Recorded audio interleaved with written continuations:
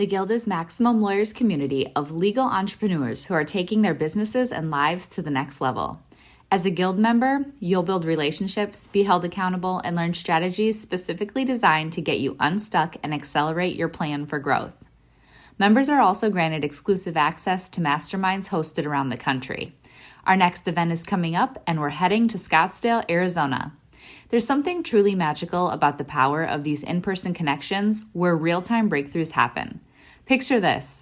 You're surrounded by like-minded law firm owners tackling your business and mindset challenges together. The energy is electric, the insights are transformative, and the results are game-changing. Investing in yourself is the best decision you'll ever make. The knowledge, strategies, and breakthroughs you'll gain are priceless assets that will supercharge your practice and propel you forward. Join the Guild and secure your ticket to Scottsdale at the best possible price by visiting maxlawevents.com. Run your law firm the right way. This is the Maximum Lawyer Podcast. Your hosts, Jim Hacking and Tyson Mutrux. Let's partner up and maximize your firm. Welcome to the show. Welcome back to the Maximum Lawyer Podcast. I'm Jim Hacking. And I'm Tyson Mutrux. What's up, Jimmy?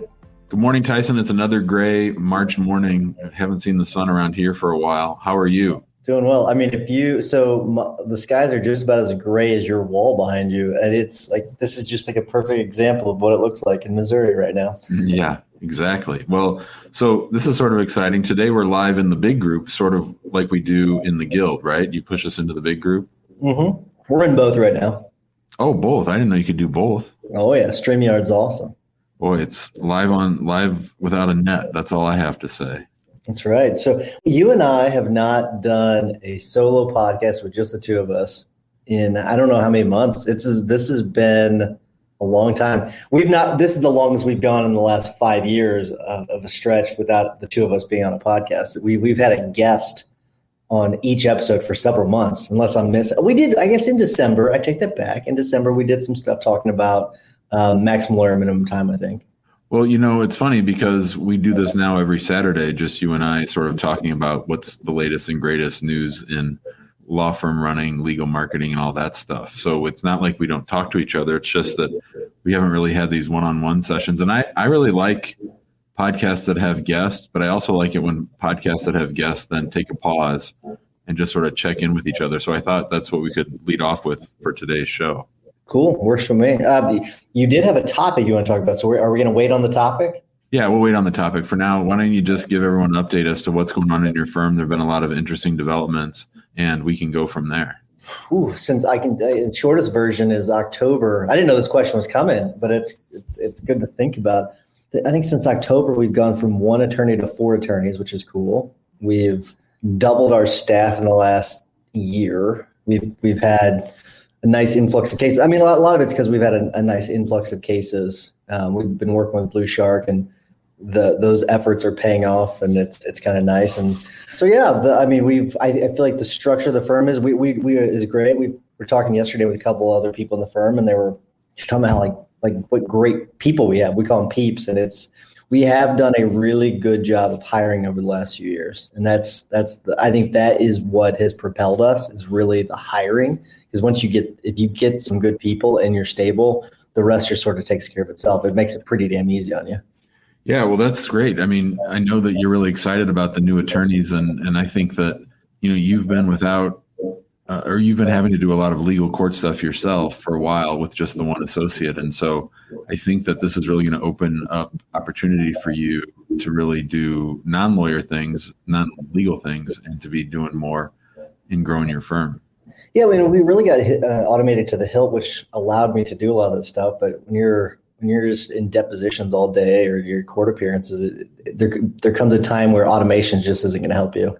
You got to add more people. So, but you've been doing that for a while. So tell us, where are you in your firm? Well, I've been waiting to tell you this because we're supposed to keep something under wraps until today.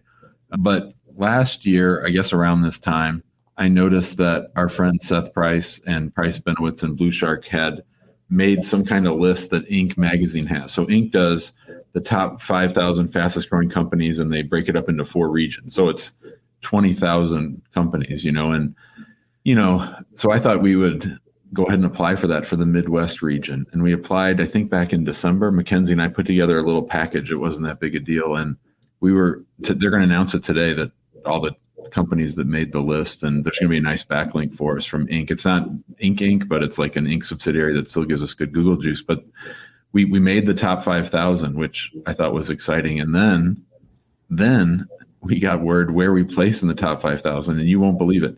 We're number 118 out of 5,000 fastest growing companies 2019 to 2020. That's awesome. Yeah. Well done. Yeah. So, I mean, it demonstrates, it was sort of an external validation of what we thought, that, things are growing pretty fast around here. It's like, you get into the day-to-day stuff of growth and you don't really stop and sort of look at you look at the numbers and everything, but it's hard to quantify. But when someone comes back, like 118 is now my new favorite number. Like I go around the neighborhood looking for number 118 because I was shocked. I thought we were going to be like 4,092. What's it based on? Is it based on revenue, people, all the above? I think it's some combination of gross and net revenue year to year between 19 and 20. Now they try to sell you a bunch of stuff too, so it might just be a scam, but it's certainly fun, and we'll get some play out of it, and everyone around here is pretty excited. Don't downgrade yourself. That's awesome. That's really cool. And I bet almost every single person, if not every single person watching and listening to this right now, they're like, oh shit, I wanted to be on that list. So that's why I did it, because Seth was on there. I was like, man, if Seth's on there, I want to be on there. So I just wanted to see how it goes, So yeah, Mackenzie's really excited. She's our marketing director, and we've doubled in size firm-wise each of the last 2 years. So it's pretty remarkable, and it's also staggering. It's its own set of problems. It's obviously good problems to have, but the opportunities to grow as a business owner and to grow as a person, as your firm grows, it's just there's no substitute for it. It's really a chance to, dig down. And, I keep asking myself, Jim, you did a great job of getting us to this stage. Are you the right person to get us to the next stage? Because I don't know what the next stage is. Like, we're at this thing now where, we're opening up 70 cases a month and things are rocking and rolling. And I'm like, geez, what's next? It is the ultimate founders CEO problem that these startups see, right? So just take the law firm out of it. And that's what startups have the problem with all the time. And that podcast with Guy Raz, how I built this, that's one of the biggest questions is that CEO the one to get them to that next step? And sometimes they are, sometimes they're not. My guess is you probably are. You'd have to bring in some rock star lawyer CEO to be better than you, and I just don't know if that's possible in your space. But who knows? Maybe your place is sitting on the beach in San Diego and just relaxing. Well, I was there last week, and I'm like a different person out there. Like it's obviously Amani's dealing a lot more with the day-to-day stress of things, but I get very focused. I get clear-headed. I understand and see what's going on with the firm, and it sort of all fits together when you just sort of sit back and watch. And, we've been talking about that a lot in the Guild and in Maximum Law Minimum Time, is that we spend so much time doing, as Michael Gerber would say, that we don't take enough time to do the work, quote unquote work, that only we can do. And I know that sounds like a pad line, but it really is true that if we're not sitting there thinking about what's going right with the firm, what's going wrong, if we're not doing that, if we're not leading those conversations, then nobody is. And it's just, very, very, very reactive. Yeah, I'd say that's probably one of the biggest obstacles to growth is stepping aside and just taking that time. And that's why I talk about process goals and putting things on your calendar all the time, because we tell ourselves that we're just too busy, we can't do it. But if you put it on your calendars and actually set aside the time to do it, and we give the example of just 1 hour a week. If you take 1 hour a week, that's 52 hours out of your week. You can do a lot in 52 hours. So if you do, so that's some of the things that we talk about. And So people talk about, I don't have enough time. You have plenty of time. You're just pissing some of your time away. You just got to find better ways of allocating your time. I want to get into your topic, though. I'm sort of excited about talking about this. So you just teased it with one word, but I'm curious to see where we're going with it. That's great, because you did ask me, what are we talking about? And I did just say one word, and you said, okay, let's go. So the word is resistance. And I think this goes right along with what we were just talking about is that reflection time, is that when you're doing your reflection, I think it's really helpful to ask yourself and to really sort of still your mind and be quiet and sit there for a minute, take some deep breaths and ask yourself, what am I resisting today? What am I pushing back against? What do I think I need to crush, or what do I need to put an end to? And then delve into, where's that resistance coming from? What am I reluctant to look at? What's that dirty thing over in the corner that I don't want to think about, or that I wake up in the morning or in the middle of the night thinking about? Like sometimes Tyson, I'll have these days where we get a little bit of bad news in a couple of clients' cases, and I don't necessarily tell them, right away. It's not big stuff, just little stuff. And then I'll just wake up one morning and I'll say, oh, I'm spending way too much time thinking about these little defeats or issues. And then I'll just tell everybody all at the same time, all the bad news. Right. And it's just, and it's just sort of like a clearing of the decks so that your mind can then open up to other things. So with you, Jim, whenever you have an idea like this, it's because something has happened. So what is it that you're going through that led to this topic? Oh, well, yeah. So, with me, always resistance is exercise and eating right and those kinds of things. And I've really been in a nice space lately where I have been eating right and I have been exercising. So that was some resistance that I broke through that made this topic sort of interesting to me now. But then just in general, as you know, I'm considering this opportunity of sort of possibly taking over another immigration lawyer's practice. And that has so many aspects to it that are positives and negatives. There's just so many things. There are so many pieces of it to think about. And I've had, probably 20 conversations over the course of the last 4 days about that. And there's part of me that's like, man, this is a lot of work. And do I really want to do all this extra work? And, I've come to the conclusion now that we could do it. And so now I'm in the stage, do we want to do it? And that's a great place to be. It's right where you want to be, to understand that you could pull something big like that off. And then to be in a space where you can ask yourself, do I want to do this? That's where sort of the resistance comes in. That's where sort of, I have a pretty comfortable life, Tyson. We definitely work hard. I work hard. Amani works real hard. And, running a law firm with 22 people is nothing to sneeze at. But at the same time, I'm pretty comfortable, and I do get to sort of set my own schedule and do those kinds of things. So, but to me, this is like, yeah, dude, well, this is what's next. This is what's supposed to happen next. And this is the natural progression of an answer to a question that I asked a long time ago and that I ask myself all the time, which is, how far can I go?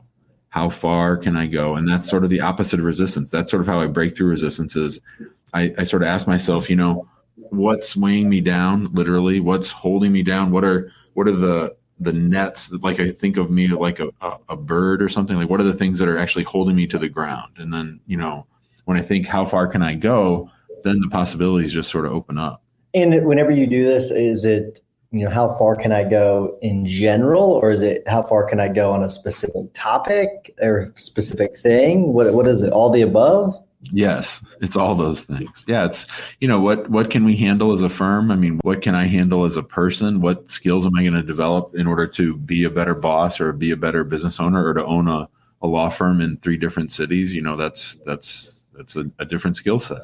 So this is interesting because you just sort of, pushed a button for me where I think that we put these artificial limitations on ourselves all the time. And we don't dream big enough, even though we've got the skill sets and everything and the resources to get to where we like. Our potential is just limitless, right? But we put these limitations on ourselves. And was it Christopher Nicolason? He was talking about the Midwest mindset. Mm-hmm. Is that what he said? Yeah. And I totally get that. It's one of those things where we will put these limitations on ourselves and not give ourselves really enough credit. Brooks Derrick the other day, Man, he was talking about something, and I don't even remember what the topic was, but he was just, it was about some cases he settled, and he was just killing it, man, just killing it. And I was telling him, like, hey, man, like, pat yourself on the back. You're kicking some ass. And I don't think he'd really thought about it like, oh my gosh, like, this is awesome. I'm doing really, really well. But we're hard on ourselves, right? We tend to be really hard on ourselves as business owners and instead of stopping to just pat ourselves on the back for a second and say, hey, good job. Yeah, it's that imposter syndrome. Who are we to think that we're this big or that we could pull this off, or that, how dare we have such an audacious goal? But, and this, Tyson, you're going to laugh because you know how much I fought you on having a vision, but, our vision is we fight for immigrants every day. And my big, hairy, audacious goal is to naturalize 10,000 people as a firm by the end of 2030. So, and right now, Tyson, we're at like 500. So we have 9,500 to go. That's still better pick up, baby. You got a decade though. You're good. Yeah, I know. But so this opportunity that's out there is completely in line with our vision. And that's something that you can sort of fall back on then. It's like if you view it through the right prism, then you can help make good decisions. Running your own practice can be scary, whether you're worried about where the next case will come from, feeling like you're losing control over your growing firm, or frustrated from being out of touch with everyone working under your license. The stress can be overwhelming. We will show you how to turn that fear into a driving force of clarity, focus, stability, and confidence that eliminates the roller coaster of guilt-ridden second-guessing and mistake-making to get you off that hamster wheel for good. Maximum Lawyer in Minimum Time is a step-by-step playbook that shows you how to identify what your firm needs and how to proactively get it at every stage of the game, so you are prepped and excited for the inevitable growth that will follow. Name the lifestyle that you want, and we'll show you how to become a maximum lawyer in minimum time. Find out more by going to maximumlawyer.com/course. Let's talk a little bit about some of the resistance that we see when we talk with lawyers, when we talk with law firm owners, both inside and outside the guild. I mean, I think there are some general categories of things that we see people resist, or they want to fight us on fight. You know what I mean? They want to argue with us or downplay what we're advising. Do you want to throw a couple of those out there and then I can throw in my 2 cents? Yeah. So I'd say the number one is the one I just mentioned a little bit ago, was time. People say, I don't have enough time. I can't do it. I can't do it. I don't have enough time. I don't have enough money. Well, actually, you know what? This is the stop the bullshit speech a couple of years ago. Like it is the number of excuses is insane, right? Because we've been talking to lawyers for years now, and you can tell them exactly how to do something. And some of them will not do it because they come up with an excuse in their brain. They come up.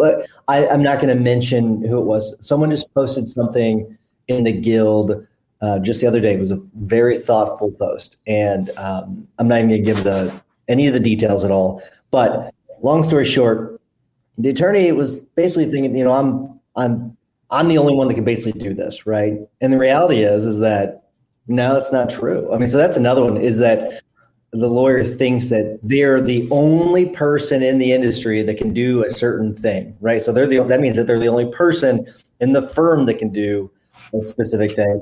And as lawyers, we tend to think that we are special in that way, and we are special. And I think that all the people that are in Maximum Lawyer are special because, and I talked about this before, you're here because you want to grow, and that sets you apart from others. But you're not special in the way that only you can do it. And that is one of the biggest limitations I see, and actually probably the biggest one, is that people tell themselves that only they can do something, and that prevents them from growing. Yeah, that goes along with the corollary of that is always, if only I could clone myself, which means I need to do everything. Yeah, I mean, that's a big one that we get a lot of resistance on that. And it can come up in different forms. It can be, I need more time, or I need more money, or, chicken and egg. Do I hire someone first? And then how am I going to pay for them? I mean, there's so many, as you would call them, BS excuses that we tell ourselves that really hold us back. So I really hope that everyone who's listening, thinks about and just keeps an ear out to themselves. And it can be outside talk or inside talk. I love that line. He said the inside part out loud. I love that he would say it about President Trump a lot, that he said the inside part out loud. I really like that as a line, but I like it as as a means of self-reflection. I mean, I think that we're harder on ourselves than we ever would be on other people. I mean, we would never talk to our growing children the way that we talk to ourselves sometimes. And I check in with some friends and things, and the way that people talk to themselves is harsh. And I think that it's so unproductive. I will say it is sort of some of the pressures of just the profession too. We've sort of created this crushing environment, and I would like to be able to kind of break through that, because just the way we have when it comes to deadlines, as being a lawyer, and we've got all these different clients calling us on every single day, and we got the fear of a bar complaint, we got a fear of a Google review, and so I'm sure me just saying those things right now probably is making a few people cringe, because it is one of those things. It's a stressful profession, but that's the reason why we need to give ourselves a little bit of a break and not be so hard on ourselves. And it can be hard. I understand that it definitely can be tough, but part of that is going back to the word resistance, is quit giving yourself so much resistance.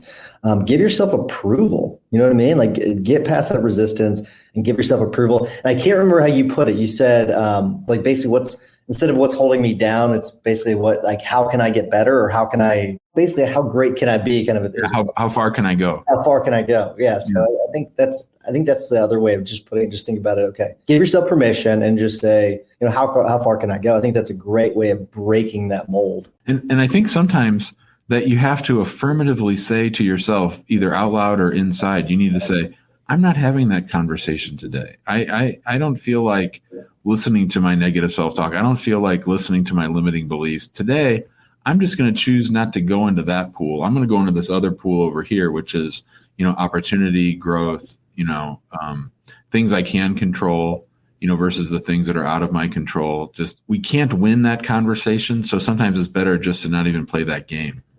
I'm actually looking up something that Jason Selk, I talk about Jason Selk quite a bit, and I like him quite a bit, and I'm trying to find his actual identity statement, because he's got this one, and it's really, really helpful, and it's kind of like a mantra, and I've got my own that I'm not going to share here, but just Google Jason Selk identity statement. He's got his own, and it's a good reset button, where if you kind of go through this process that takes 100 seconds, and it's a nice little reset button. If you're going through and you're having a shitty day, or even if you're having a great day, it's a good way to kind of bring you back down. And, you do your breathing exercises, you do your, visualization exercises, and you do your identity statement. And it really does. It's a reset button, man. I can tell you, every single time I've done it, it has calmed me down, because doing litigation is stressful, man. You get someone files a motion to dismiss, and you kind of doubt yourself. Oh my gosh, it might get granted. What do I do here? I'm gonna have to explain this to my client if it gets dismissed. I mean, it can be stressful at times, and so having that reset button it's just a great way of just kind of bringing things back down to earth. Jay Ruane talks about looking at a picture of his family. It's another good way of doing it. Have plenty of pictures of your family laying around your office, so you can look at it. Okay, this is why I'm doing things. It's not the end of the world. Everything's going to be okay. Just breathe and move forward. Jay does that when he's getting ready to let someone go, and he does it to remind himself why he's letting them go is because they're quote unquote a threat to his kids. So I get that. And Amani and I went to it was an online half-day webinar around late December. And it was through this group called Reboot that I really like. I read the book and I like the group and everything. And they had a picture of a long road, like a desert road. And, there was a yellow line going down the middle. And they talked about how sometimes you're on the left side of the road and sometimes you're on the right side of the road. When you're on the left side of the road, you're tight, you're stressed, you're playing small, you get it gets almost like your mind is clouded. Like you almost can't even see that you're on the left side of the road. Like and to me, when I go to San Diego, that's how I get to the right side of the road. The right side of the road is, open roads. I've got the world by the tail. I've got a lot of opportunity. And it really, you really can find yourself in one place or the other. And when you're on the right side of the road, you're like, boy, I'm going to stay here forever. I'm not ever going back to that left side of the road.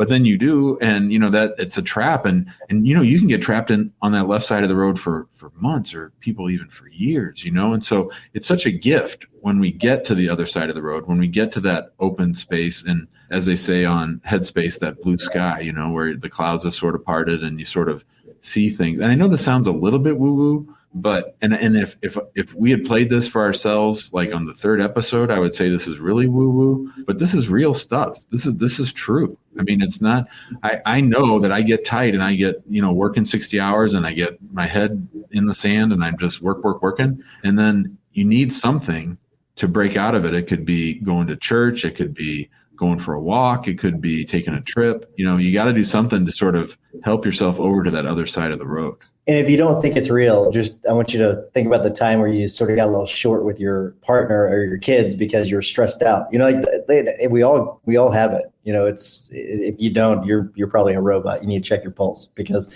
we all go through it. And I completely agree. And use those interactions like the kind you just mentioned as a gauge. As a gauge to where am I at? Where am I tight? What am I fretting over? What do I wake up in the morning thinking about? What do I wake up in the middle of the night thinking about? And then that's your resistance, and that's what you're fighting, and that's what you either need to surrender to and say that's reality or that's current reality, and then what am I going to do to change it? Love it. It's a good ending point, Jimmy. So let's wrap things up. Before I do, I want to remind everyone to go to the big group. So those of you watching here, you're already here, but those of you that are listening, make sure you join us in the big group, Facebook group. And if you're interested in the guild, go to maxlawguild.com. We have a lot of high-level conversations going on there. And then while you're listening to the rest of this episode, if you don't mind taking just a couple minutes and giving us a 5-star review, we will greatly appreciate it. It helps spread the word so that other lawyers can learn just like you. All right, Jimmy, what is your hack of the week? I'm going to get to my hack of the week, but before I do, I'm going to do my own promo. And my promo is for Max Law Con 2021. Tickets are on sale. We're cooking and we're rocking and rolling. We got a great lineup. The tickets are on sale. We'll put a link down below or in the show notes for anyone who wants to get tickets. That's right. We moved it from June to October. That's what I meant to say. I believe it's the 14th and 15th. I could be wrong about that, but October, it's that middle week, Monday and Tuesday and Wednesday. Monday for the guild members, Tuesday, Wednesday for everybody else. It's going to be in St. Charles, Missouri, which is a just 15-minute ride from the St. Louis airport. It's a really nice hotel. It's going to be a nice setup. We got great speakers. We're really excited about it. I think we're about half sold out too. So, and that's amazing. People really, I think, are looking for things to do after the coronavirus. And now that it seems like everyone and its brother is finally getting their vaccination, that it's going to be a great time to reconnect to everybody. And we're going to get back to basics at the conference. And I'm really excited about that. So I wanted to mention that. And I think we should probably start mentioning that on each of the episodes. I agree. That way, I'm just excited to see everybody that we haven't seen in a couple of years. So excited. For sure. So what's your hack of the week? So one of the ways that I reset, one of the ways I get from the left side of the road to the right side of the road, and I really do mean this, is listening to Tim Ferriss. He has such great guests on his podcast. That's Ferriss, Tim Ferriss. We'll put a link to this particular episode in the show notes. He had on Stephen Pressfield, I think about 3 weeks ago. And it was just a great, literally 2-hour interview. And it's all about resistance. It's all about, Stephen wrote The War of Art, and art can be anything, including practicing law. Art's whenever you create something or build something. And the war of art is sort of the internal battle that we have with ourselves when it comes to creating art in whatever form that is. And so just hearing the two of them go back and forth, and Stephen's had a very interesting life. He's lived in a shack in North Carolina and all kinds of crazy jobs and stuff that he's had. And just to hear that episode and to remember how much I like that book, that was one of the first books that I bought when I opened up my firm, The War of Art. And I think I would start by listening to the episode, and if it resonates with you, pick up that book. He's got other books out now that are sort of fiction-y and like historical fiction. Those are all well and good, but the stuff that he has about creating, he's a screenwriter and an author, and so any of that stuff is just world class. I love it, it's on my list. I know people have mentioned it several times now, so I need to give it a read.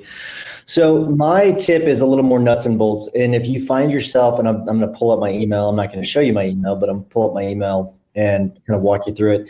If you find yourself, basically labeling and archiving in G Suite, or if you find yourself forwarding a particular email that comes in to an employee or a couple employees, the easiest way of dealing with that is if you go into the actual email that you get on a regular basis from, let's say it's a company or a person, and you click on the 3 little dots on the right side, and then you click on filter messages like this. You can then, it basically allows you to enter in some criteria. So if you just want it from that specific email address, that's fine. If you want, like, if it has a specific subject, you can do that as well. And then if you create filter, you can then, it gives you a lot of different options. You can have it automatically archived. You can mark it as read. You can star it. You can apply a label to it. You can delete it. You can forward it to a forwarding address. There's a lot of different options there, and it's a really good way. Jim and I have people that actually check our email for us, and it's kind of like a receptionist for our email, and they do a really good job. But there are some other things that can just automatically be filtered, and so we have those things automatically filtered. And setting up filters is a great way of getting rid of a lot of what's in your inbox, so I highly recommend that you do that. All right, Jimmy, that's it. It's funny, I've not wrapped up the end of a show without a guest in a while, so I'm not even sure how we do it. So, but it's good talking to you, man. Yep. See you, buddy. Later. Thanks for listening to the Maximum Lawyer Podcast. To stay in contact with your host and to access more content, go to MaximumLawyer.com. Have a great week and catch you next time.